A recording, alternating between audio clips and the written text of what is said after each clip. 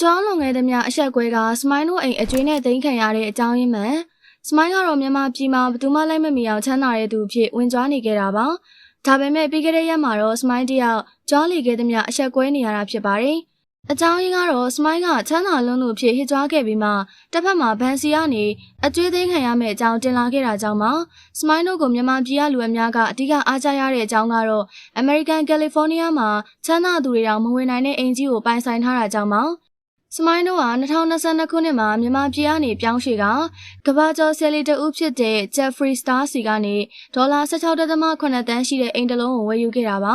အဆိုပါအိမ်က California Hidden Hills မှာတည်ရှိတာဖြစ်ပြီးတော့စတူယန်2500ကျော်ကျယ်ဝန်းတာဖြစ်ပါတယ်ဒါအပြင်အိမ်ထဲမှာအိတ်ခမ်းပေါင်း10ခန်းနဲ့တူရေချိုးခန်းကအစ12ခန်းတောင်ပါဝင်တဲ့ luxury ဆန်နဲ့အပန်းဖြေအိမ်ကြီးဖြစ်ပါတယ်ဒေါ်လာ 16.8 တန်းတန်တဲ့အိမ်ကိုပိုင်ဆိုင်လို့ကြွားလို့မပြီးနိုင်ဖြစ်နေခဲ့တဲ့စမိုင်းက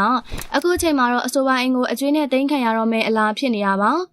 စမိုင်းတို့ရဲ့အိမ်ကိုဗန်ဘက်ကနေအတိုးကိုမချေပေးနိုင်လို့ဆိုတဲ့အကြောင်းပြချက်နဲ့လေးလံတင်ရောင်းချထားပြီးဖြစ်ပါတယ်ချမ်းသာလုံးနဲ့စမိုင်းတို့ကအကျွေးကြောင်အိမ်သိမ်းခံရမယ့်အဖြစ်ကကြာရသူတိုင်းအတွက်အံ့အားသင့်စရာကောင်းနေရဖြစ်ပါတယ်အမှန်မဟုတ်နိုင်ဘူးလို့ထင်နေကြပေမဲ့တကယ်တမ်းကတော့ဒီသတင်းဟာအမှန်ဖြစ်နေခဲ့တာပါ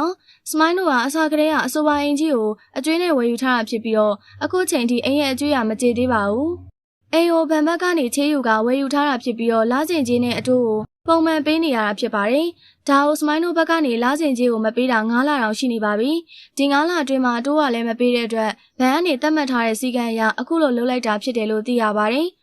ဘဏ်ကနေဒီအိမ်ကြီးကိုလေးလံတင်ရောင်းချမှာဖြစ်ပြီးတော့ပိုးတဲ့ငွေကိုစမိုင်းတို့ဘက်ကိုပြန်ပေးမှာပါ။အိမ်ကြီးရဲ့တန်ဖိုးကဒေါ်လာ21.9 သန်းကျော်နဲ့အကြမ်းမြင်လေးလံတင်စီရင်ခေါ်ထားတာဖြစ်ပြီးတော့အခုချိန်ထိတော့ဘယ်လောက်နဲ့ဖြတ်မလဲမသိရသေးပါဘူး။အခုလိုဘဏ်ဘက်ကလေးလံတင်လိုက်တဲ့သတင်းကြောင့်စမိုင်းကတော့မြန်မာပြည်ကလူအများကြားမှာအဆက်တွေကွဲနေရပြီဖြစ်ပါတယ်။ချမ်းသာလုံးလိုပတ်စံအောင်နေ့စဉ်ပုံမှန်ဖြုံးနေတဲ့သူဟာအခုလိုအကျွေးတင်ကမပေးနိုင်ဘူးဆိုတဲ့သတင်းကရုပ်တည်မရှိသလိုဖြစ်နေရပါ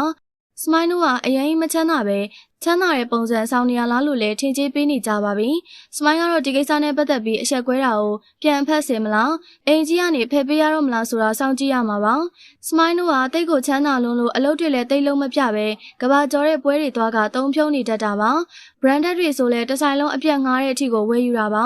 branded တွေကိုသာဝယ်ယူရင်းနဲ့အကျဉ်းမပေးနိုင်တော့ပဲဖြစ်တာလားဆိုတာကတော့စမိုင်းတို့ကသာအတိဆုံးဖြစ်မှာပါ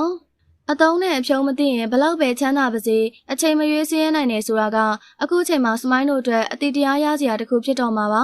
စမိုင်းတို့မိသားစုကလုပ်ငန်းများစွာရှိတာဖြစ်လို့အရှုံးတွေပေါ်လို့အခုလိုအခြေအနေရင်ဆိုင်ရတာလည်းဖြစ်နိုင်ပါတယ်ပရိသတ်ကြီးတို့ရောစမိုင်းတို့ရဲ့အင်ဂျင်နဲ့ပတ်သက်ပြီးဘယ်လိုမြင်လဲဆိုတာပြောပြပေးခဲ့ပါအောင်ရှင်ကြည့်ရှုပေးခဲ့ကြလို့ကျေးဇူးတင်ပါတယ်ရှင်